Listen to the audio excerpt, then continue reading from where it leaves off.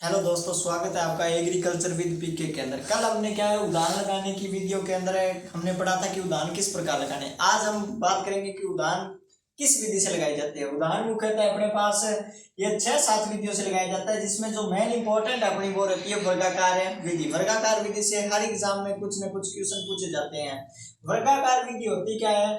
वर्गाकार विधि की बात करें तो इसमें क्या रहता है कि अपने जो पौधे होते हैं, पौधे से पौधे की दूरी क्या रहती है? समान रहती है। उसके अलावा जो अपनी पंक्ति है, पंक्ति से पंक्ति की दूरी क्या रहती है? समान रहती है। तो हम मान सकते हैं कि इसके अंदर r इंटू पी क्या रहता है? समान रहता है। अगर आप देखोगे तो ये एक वर्ग के समान बढ़ती है।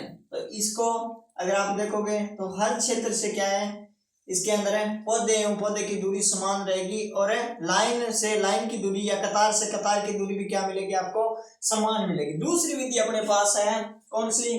अपने पास आयताकार विधि आती है। इसमें पौधे से पौधे की दूरी तो समान रहती है, लेकिन लाइन से लाइन की दूरी क्या हो जाती है? बढ़ जाती है। इसमें पौधे से पौधे की जो दूरी है ना, वो तो क्या रहेगी? समान रहेगी। ठीक है, पौधे से पौधे की दूरी यहाँ पर क्या रहती है? समान रहती है। लेकिन इसमें क्या होता है कि जो लाइन से लाइन की दूरी है, जैसे पौधे से पौधे की दूरी अपने पास समान है, लेकिन लाइन से लाइन की दूरी क्या हो जाती है? बढ़ जाती है। और ये लाइन से लाइन की दूरी बढ़ने के कारण इसे हम कहते हैं आयताकार विधि। ठीक है, यह है अपनी आयताकार विधि। और तीसरी जो विधि है अपने पास वो है त्रिभुजाकार। यह विधि उन क्षेत्रों के लिए अधिक प्रचलित है जहां पर क्या है, जो जमीन है, जमीन का साइज अपने पास त्रिभुजाकार का साइज है या त्रिकोणीय साइज होता है। इसमें क्या है, इस प्रकार के पौधे क्या है मुख्य रूप से लगाए जाते हैं। इस प्रकार से क्या है इसके अंदर मुख्य रूप से पौधों को लगाया जाता है। और यह क्या है, जो अपने पास जो बाजार के पास जो क्या है जमीन होती है, और वो जो त्रिकोणीय जमीन होती है, जो टुकड़ों के अंदर जमीन होती है, उसके लिए ये सबसे बढ़िया क्या रहती है? विधि रहती है। चौथी है अपने पास पंचाकार विधि।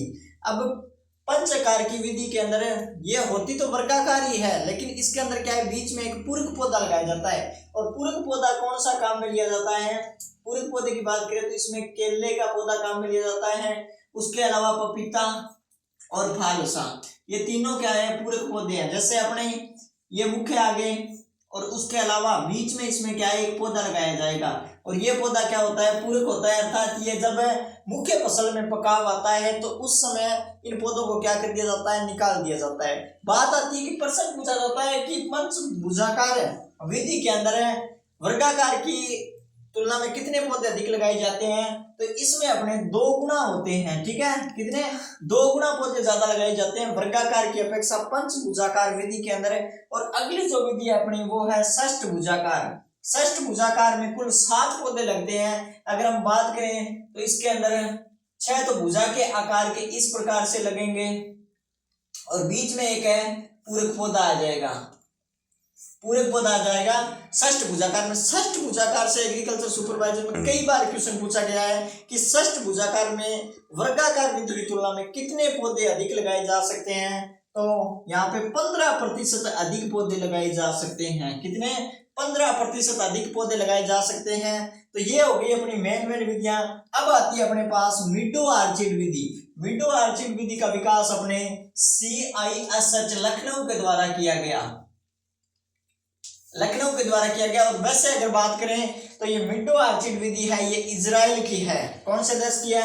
ये इजराइल देश की विधि है। इसमें क्या करते हैं हम, बहुत सघनता के साथ पौधे लगाए जाते हैं। और मिडो आर्चिड विधि का उपयोग हम करते हैं किसमें?